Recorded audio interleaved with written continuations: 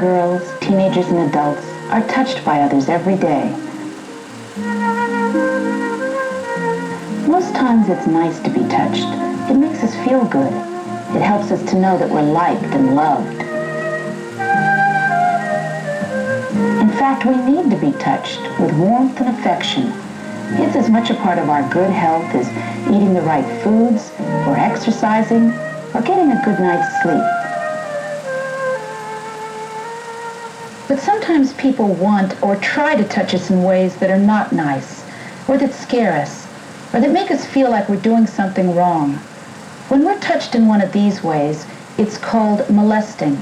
And the person who does this to us is oftentimes called an offender. And it sometimes happens that these people, or offenders, who touch us in ways that they shouldn't, are people that we know very well, like an uncle, or a stepfather, or a grown-up friend of the family's. What's the matter? Maybe even our mothers or fathers. With us today are some young friends of mine who have been molested and are receiving help through a group program. They want to tell you about themselves and what you should do if somebody should try to molest you. Let's start by asking them who their offenders were. My dad was my offender. The one that molested me was my stepfather. My dad. My dad molested me for a long time, for about 5 years. My dad. It's my aunt's boyfriend and my real mom's boyfriend. My offender was my dad. So as you can see, the offender can be just about anybody. But that doesn't mean that you should be afraid of those you love and trust. Most adults would never even think of touching you in a way that was wrong. Still, you should know what to look out for in order to protect yourself and to prevent such a thing from happening to you. Watch out for people who show a lack of physical respect, like people who constantly tickle or pat you or make other annoying advances. Hey, put that out. What's the matter? I'm not hurting you, am I? No. Be careful, too, of those who make you feel uncomfortable by watching or talking to you in a suggestive, sexual manner. Hey, Cindy. You're getting to be a real knockout. A real grown-up lady.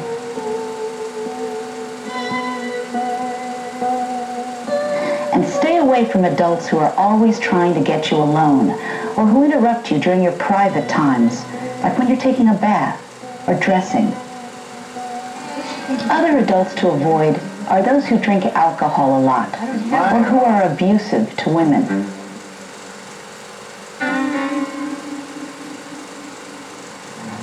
Finally, be careful around adults who seem to isolate themselves from people their own age or older, or who always seem to want to be around younger children. But even so, it may be hard to tell the kind of person an offender may be just by the way he or she behaves towards you. At first he acted real nice. When he was drunk, he always acted mean to me. He never acted nice to me at all. He just said, don't tell her something's gonna happen. He didn't behave nice. A lot of boys and girls want to know whether or not what is happening to them is wrong, and that's a very good question. Usually, you'll find the answer within yourself. If the way you're being touched feels funny, or if it feels that what's happening to you makes you somehow different than the other children, trust your feelings. They're your best guide. Even if the offender tells you that everyone does it or that it's all right, it's not. It's probably wrong, too, if what is happening to you goes against family rules, or if you're told to keep it a secret. Maybe we'll do this again some other time. The same is true if you're threatened or bribed not to tell. Let's ask our friends how they felt when it was happening to them. I didn't really know what was going on, you know. It was like, wow, they're doing something that I don't like. It was like I was being used, and I was, you know. When it started to happen to me, I didn't really believe, you know, I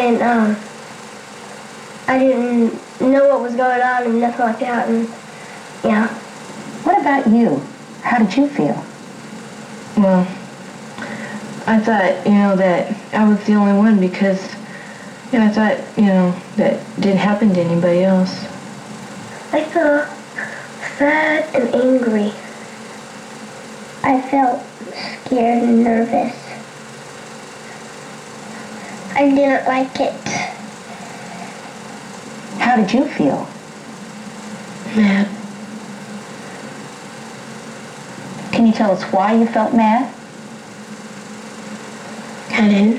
I felt that he shouldn't be doing that. For a minute, let's say that you were being touched in a way that you didn't like, or that you felt was wrong. Would you know what to do? Well, first of all, you can simply say no. Really, you'd be surprised how effective that can be. And stop it, leave me alone. Hey, all right, okay, not to get all uptight. Or you can say that you'll tell somebody else. But be firm and follow up. Tell one or both of your parents what is happening to you. And if they don't believe you, tell some other trusted adult, like your teacher, or your minister, or another relative, or even the police. Always remember that there are people all around you who are willing to help. But you've got to tell them first. The other girls and boys in this film told, and now they're being helped. And they've learned what to do if it were to happen to them again. I would say no to them. I would, tell them to stop it, and I'd go tell my mom or somebody else. I'd say, leave me alone. I'd tell them to stop and say no. I'd say it like I meant it. I'd tell my mom. I'd tell somebody.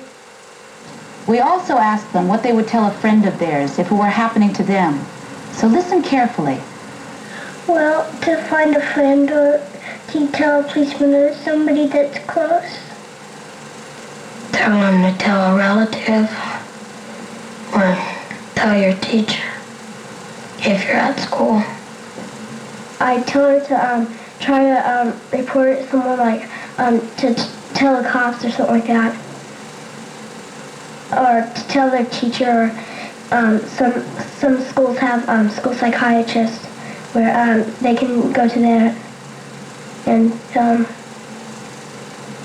well, I tell her to go tell the school counselor, police, or something like that. Someone who she can trust and knows that'll believe her. I would tell them that they're not the only ones that it happened to, and that they're not the person who's in fault. That last point is a very good one to think about and remember. You as the victim are not at fault. You're not to blame. The offender is the person at fault. Now, before we leave the boys and girls we've been hearing from, let's ask them one last question. Let's ask them how they feel now that they've told, and now that they're being helped. I feel real good about myself because I know it wasn't my fault. It was the person who did it. I couldn't have helped it. I feel better about, telling people that if they talk about it, they'll feel better. Because people know that if they've been molested, they know that they're not the only one. That is making me a whole lot better. Why? Because it helps. It helps my dad and it helps me.